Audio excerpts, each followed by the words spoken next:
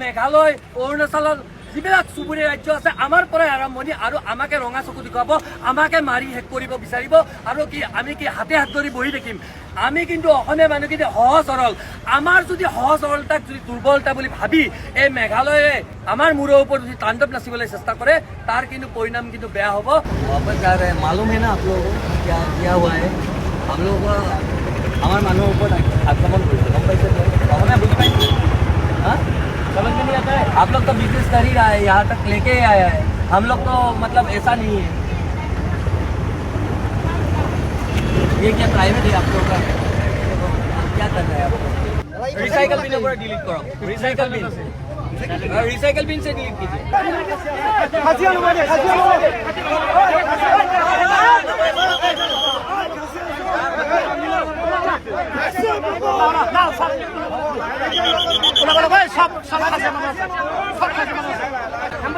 पूरा खासिया मानो जीवन से सब मनोगा दे उसका ही नहीं होगा हमारा बादशाह नहीं होगा হৈছে বাবা হৈছে নমাইছে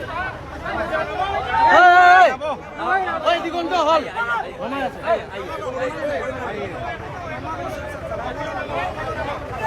এনেকে ইহতি বাছেৰে এনেকে অসম নম্বৰ চাওক আমি অসমীয়া মানুহখিনি কিমান সহজ সৰল, কিন্তু আমাৰ যে সহজ সৰলতা কোনোবা আমাৰ দুৰ্বলতা বুলি গণ্য কৰে, কিন্তু তেওঁলোকে মূৰ্খৰ চকুত বাস কৰিছে। আমি স্পষ্টকে জনাই দিব বিচাৰিছো।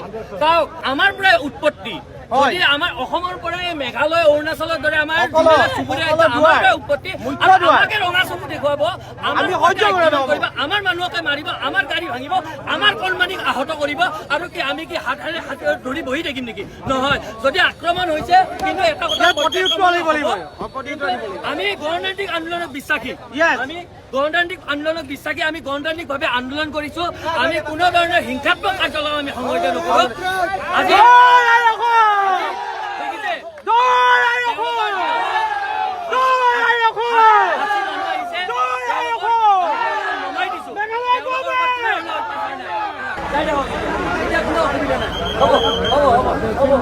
सुनिए हम लोग आप लोगों के ऊपर कुछ नहीं है, हाँ कुछ नहीं, प्रॉब्लम नहीं है। लेकिन देखिए हम लोग असमीज लोग के ऊपर कल जो हुआ है मेघालय में, आप सभी को मालूम है, हम लोग का गाड़ी को टारगेट करके हम लोग का इंसान को, हम लोग का छोटा बच्चा अभी हॉस्पिटलाइज कर दिया।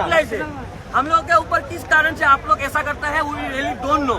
लेकिन हम लोग तो आप लोगों से एकदम प्यार मोहब्बत से रहता है। हम लोग का टूरिस्ट वहाँ पर जाता है, इसलिए आप लोग का घर घर में चौका चलता है। हाँ हम लोग का कोई दिक्कत नहीं है। असम से अगर आप लोग दुश्मनी करेगा आप लोगों का ही नुकसान है, ये हमारा कुछ नहीं है। हम लोग तो आप लोगों के साथ रिलेशन तोड़ के भी अच्छे से रहेगा। हम तो अपना भाई बहन जो समझते हैं, आप लोगों के साथ मोहब्बत से रहना चाहता है, वो करता है। आप लोग प्लीज आप लोग मैसेज पास कीजिए, मेघालय के लोगों को मैसेज पास कीजिए कि हम लोगों का कितना हम अपनी तरफ से आप लोगों को रिक्वेस्ट कर रहे हैं ताकि आप लोग बोलो उसको। कभी हम लोग ऐसा नहीं है, हम असम में आदमी बहुत अच्छा है किया है। असम में बोलिए खासी लोगों को कभी अत्याचार किया है हम लोग? कभी नहीं किया है, कभी नहीं। प्यार मोहब्बत से रहने वाला एक जाति है हम लोग, असमिया जाति। हाँ आप लोग मैसेज पास कीजिए आप लोगों सरकार के, आप लोग मैसेज पास कीजिए आप लोगों को कि किस कारण से असमिया लोगों का आप लोगों ने ऐसा किया। मेडिकल इमार्जेंसी যদি আমি যাব দিম, মেডিকেল ইমাৰ্জেঞ্চি আমি যাব দিম, মেডিকেল ইমাৰ্জেঞ্চি আমি যাব দিম, কোনো কথা নাই, চিন্তা কৰিব নালাগে। গম পাইছা আমি অসমীয়া মানুহ চব লগত আছো, গম পাইছা আমাৰ মানুহৰ ওপৰত কোনোবা এনেকৈ কৰিব কিন্তু এৰি নিদিওঁ, গম পাইছা। আৰু শুনা এবাৰ ৰাখিলে একদম আছো আৰু চিন্তা কৰিব নালাগে, গম পাইছা। এই গাড়ীখন চাওকচোন কেনেকৈ ভাঙিছে, এওঁলোকৰ এই গাড়ীখন চাওক, এনেকুৱা নেকি এই গণতান্ত্ৰিক আন্দোলনৰ এই ৰূপ নেকি? এনেকে ভাঙিব নেকি? এনেকে ভাঙিব গণতান্ত্ৰিক আন্দোলনৰ নামত? এনেকে চাওকচোন এই বাহনখন চাওক কি অৱস্থা কৰিছে। হা গণতান্ত্ৰিক আন্দোলনৰ নাম লৈ এনেকে ৰড লৈ আহিছে, তেওঁলোকে কৈছে ৰড লৈ আহিছিল, শিল লৈ আহিছিল, পাথৰ লৈ আহিছিল, এনেকে ভাঙিছে। কণমানি আহত হৈছে, কিমানজনক মাৰিছে। এই কি গণতান্ত্ৰিক আন্দোলনৰ তেওঁলোকে স্বৰূপ নেকি? হ্যাঁ গণতান্ত্ৰিকভাৱে দেখোন আমি অসমবাসীয়ে দেখোন আন্দোলন কৰিয়ে আছো, আন্দোলন কৰিয়ে আমি অসমবাসীয়ে যি পাইছো আজি আন্দোলন কৰিয়ে পাইছো, কিন্তু আমাৰ কিন্তু ৰূপ কেতিয়াও এনেকুৱা হোৱা নাই। আমাৰ ৰূপ কিন্তু গণতান্ত্ৰিক প্ৰতিবাদৰ ৰূপ এনেকুৱা হোৱা নাই। এনেকুৱা হিংসাত্মক কাৰ্যকলাপ আমি কিন্তু সংঘটিত নকৰো।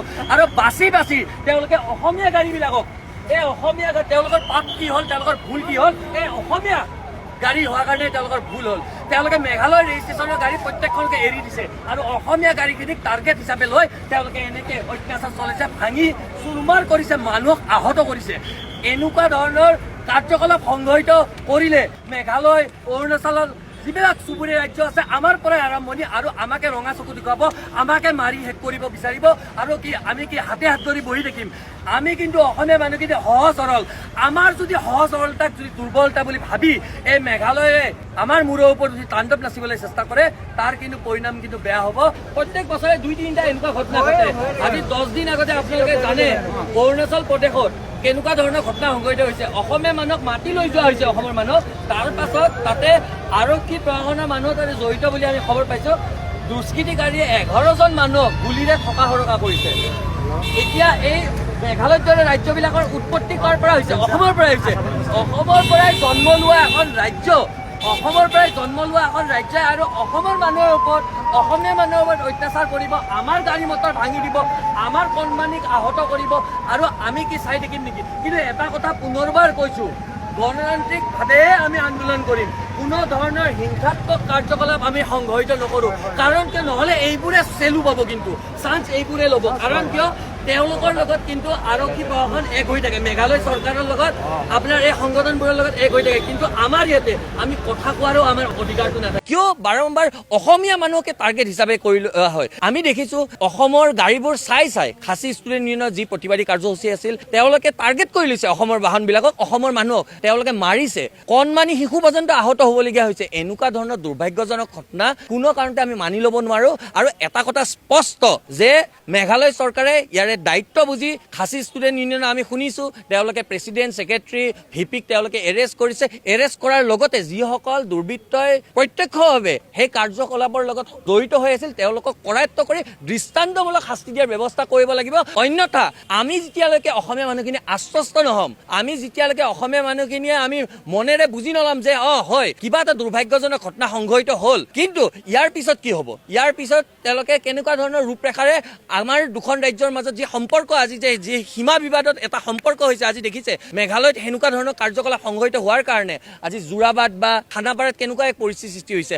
আমাৰ ইয়াৰে বাহনখিনি তাতে যাব নোৱাৰা, তাৰে বাহনখিনি ইয়াতে আহিব নোৱাৰাৰ দৰে এক বৰ বেয়া দুখ লগা পৰিস্থিতি সৃষ্টি হৈছে। এনেকুৱা ধৰণৰ পৰিৱেশৰ কেতিয়াও কাম্য নহয়। কিন্তু যদি তেওঁলোকে আৰম্ভণি কৰে, কিন্তু আমিও কিন্তু হাতত খাৰু পিন্ধি থকা নাই। তেওঁলোকক অনতিপলমে আমি মেঘালয় চৰকাৰক এই গোটেইখিনি ঘটনা তদন্তৰ আওতালৈ আনি যিসকল দোষী তেওঁলোকক দৃষ্টান্তমূলক শাস্তি দিয়াৰ ব্যৱস্থা কৰিবলৈ আমি দাবী উত্থাপন কৰিছোঁ। আমি এটা কথা স্পষ্ট কৰি দিবলৈ বিচাৰিছোঁ, গণতান্ত্ৰিকভাৱে আন্দোলন কৰা, গণতান্ত্ৰিকভাৱে কোনোবা এটা কাৰ্যসূচী কৰা, প্ৰতিবাদী কাৰ্যসূচী লোৱা অধিকাৰ প্ৰত্যেকজনৰে আছে। কিন্তু গণতান্ত্ৰিক আন্দোলনৰ চেলু লৈ যদি ক'ৰবাত হিংসাত্মক কাৰ্যকলাপ সংঘটিত হয় তাত আমাৰ আপত্তি আছে, তাত আমাৰ ক'বলগীয়া আছে। এটা কথা স্পষ্ট, আমি অসমীয়া মানুহখিনি সহজ সৰল, আমি সকলোকে মৰম কৰোঁ, আমি সকলোকে আঁকোৱালি লওঁ। কিন্তু আমাৰ যদি এই সহজ সৰলতা কোনোবাই আমাৰ দুৰ্বলতা বুলি গণ্য কৰি আমাৰ মূৰৰ ওপৰত উঠি তাণ্ডৱ নাচিবলৈ চেষ্টা কৰে তেনেহ'লে আমাৰ আপত্তি আছে, তাত আমাৰ ক'বলগীয়া আছে। আমি দেখিছোঁ 2 এদিন আগতে ধেমাজিৰ সীমান্তৱৰ্তী অঞ্চলত আমাৰ অৰুণাচলী দুৰ্বৃত্তই আমাৰ অসমীয়া মানুহক মাতি লৈ 11জনকৈ মানুহক গুলিয়াই থকা সৰকা কৰিছে। আৰু নাগালেণ্ডৰ লগত আমাৰ সীমা বিবাদ, সীমা সমস্যা চলিয়ে আছে। আৰু এতিয়া দেখিলোঁ মেঘালয় যি খাচী ষ্টুডেণ্ট ইউনিয়ন তাতে যিটো এক দুৰ্ভাগ্যজনক ঘটনা সংঘটিত হ'ল, তাত আমি সঁচাকৈ আমি অসমীয়া মানুহখিনি সত্যকে দুখ পাইছোঁ। চাওক, আমি নিবিচাৰোঁ যে আমাৰ দুখন ৰাজ্যৰ মাজত সীমা বিবাদ বা কোনোবা ধৰণৰ এনেকুৱা ধৰণৰ বেয়া এক সম্পৰ্কৰ সৃষ্টি হয় যিটো অনাগত ভৱিষ্যতত আমাৰ দুখন ৰাজ্যৰ মানুহখিনি যেন অসুবিধাত পৰে। আমি সেইটো কেতিয়াও নিবিচাৰোঁ। আমি সকলোকে মিলা প্ৰীতিৰে আমি সকলোৰে লগত মিলি জুলি থাকিবলৈ বিচাৰোঁ। কিন্তু কিয় বাৰম্বাৰ অসমৰ লগতে এনেকুৱা ধৰণৰ ঘটনা সংঘটিত হয়?